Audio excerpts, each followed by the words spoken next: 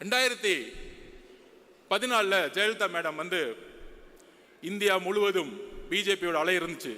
ஆனால் மேடம் ஜெயலலிதா ஒரு செட் பண்ணாங்க, மோதியா லேடியா தேர்ந்தெடுத்த தலைவி, தமிழகத்தினுடைய தலைவி. அதோடைய நெரேட்டிவ் தான் 19 திமுக கையில் எடுத்தாங்க. மதவாதத்திற்கு எதிரான அரசியல் அதை கையில் எடுத்தாங்க. கடுமையான ஒரு பிரச்சாரம் மூலம் மிகப்பெரிய வெற்றி. அந்த வெற்றியப்ப திமுக ஒன்று சொன்னாங்க, திரு ராகுல் காந்தி அவர்கள் பிரதம மந்திரி வேட்பாளர், அவர்தான் எதிர்காலத்தில் இந்தியாவை வழிநடத்த முடியும். திமுக அதற்கு ஒரு மனதாக குரல் கொடுக்கிறோம். வெஸ்ட் பெங்காலையும் போய் சொன்னார். ஆனா ஜெயிச்சுட்டு வந்த பிறகு 2021 என்ன செட்டிங் நடந்துச்சு டெல்லியில, இந்தியா அலைன்ஸ் உருவாக்குனாங்க. நீங்க இப்ப யோசிச்சு பாருங்க. 2004 நான் ஸ்டூடெண்டா இருக்கும்போது கலைஞர் வந்து ஒரு கூட்டணியை உருவாக்குவார்.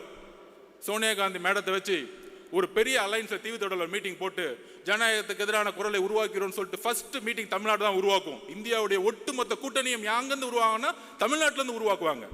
பிரதம மந்திரி தேர்ந்தெடுக்கக்கூடிய வலிமையை தமிழ்நாட்டிலிருந்து உருவாக்குவாங்க. அப்படி உருவாக்கும் பொழுது 2021 அப்புறம் அவர் வழியில் வந்தேன்னு சொல்றவங்க 2021 அப்புறம் அமைதியாயிட்டாங்க. அதாவது இங்கிருந்து கத்திட்டு இருப்பாங்க, நாங்கள் பிஜேபி எதிர்க்கிறோம், மதவாதத்தை எதிர்க்கிறோம், மோதி எதிர்க்கிறோம். ஏன்? ஓட் பேங்காக. இப்படி எதிர்த்தா முஸ்லீம் தோழர்களும் கிறிஸ்துவ தோழர்களும் தலித் தோழர்களும் ஓட்டு போட்டுருவாங்க. இங்க தான் ஒரு பொய் இருக்குன்னு நான் சொல்றேன். நீங்க என்ன நரேட்டிவ் செட் பண்ண, அந்த நரேட்டிவ் நான் உடைக்கிறேன். ஏன் உடைக்கிறோம் அப்படின்னா 21 அப்புறம் தமிழகத்தில் விசிகே ஒரு இந்தியா அலைன்ஸ் மீட்டிங்கை திருச்சி நடத்தினாங்க, வெல்லும் ஜனநாயகம்னு. ஏன் திமுக தலைமையில் இந்தியாவோட அலைன்ஸ் மீட்டிங்கை தைரியமா பிஜேபிக்கு எதிராக நீங்க நடத்தல? பதில் சொல்லுங்க. இன்னைக்கு ஏன் ராகுல் காந்தி அவர்கள் பிரதம மந்திரி வேட்பாளராக நீங்க சொல்லல? இதற்கும் பதில் இருக்காது. இதுதான் நடிப்பு. சோ மேல நாங்க வந்து ராகுல் காந்திக்கு வந்து பிரதம மந்திரி வேட்பாளராக நாங்க சொல்ல மாட்டோம். இங்க வந்து ஒரு எதிரியை உருவாக்குவாங்க.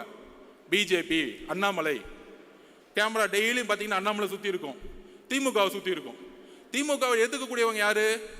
5% இருக்கக்கூடிய பிஜேபி. இன்னொரு மித்த கட்சியெல்லாம் அமைதி பண்ணிட்டாங்க. அக்கா சொல்றாங்க 4% மேலே தாண்டாது அப்படின்னு. ஸோ அக்கா சொல்றதை கேட்டுக்கலாம். அப்ப டெய்லி மீடியாவில் என்ன தெரியும்? இவர் கத்துவாரு, இவங்க பதில் கொடுப்பாங்க. திடீர்னு இருமொழிகள் அண்ணா சொன்னார் ஒரே தட்டி, தமிழகத்தில் இருமொழி கொள்கை எப்பொழுதும் இருக்கும், அதுவரை நான் ஆட்சி செய்து கொண்டிருக்கிறேன். இதை நீங்க காப்பாத்தல, அண்ணா உருவாக்கிட்டாரு.